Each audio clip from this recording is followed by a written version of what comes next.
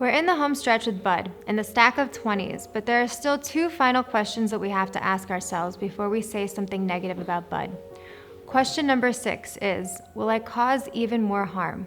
In our case, Bud stole money from the ski shop where he works. If you tell his boss, what will happen? Bud would be obligated to repay the money.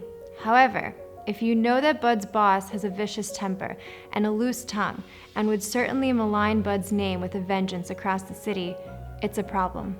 That isn't the fitting reward for Bud's crime. It's even worse than he deserves, and therefore, because your words would cause Bud more harm than is really due to him, you can't really say anything. In real life, this is often a tricky question to answer. It may be hard to know what the fitting reward would be in this complex world in which we live. As we said before, when getting involved in other people's lives, it's always a good idea to ask for expert advice first. As it says in the Talmud, Tractate Talmud, chapter 4, who is wise? One who sees what will result from their decisions.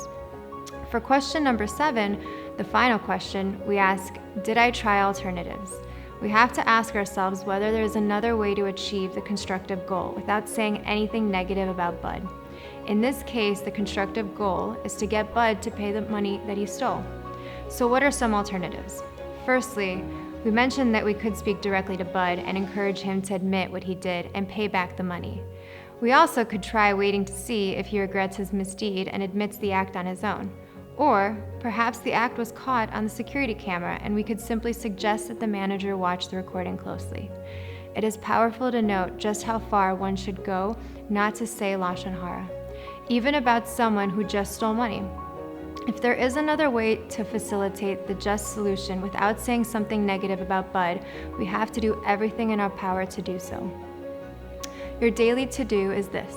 When faced with an opportunity to say something today, which is not so positive, try to find an alternative way to achieve the same result and stay far away from any lashon hara. My name is Jessica Rachel Herman, and I am keeping it clean.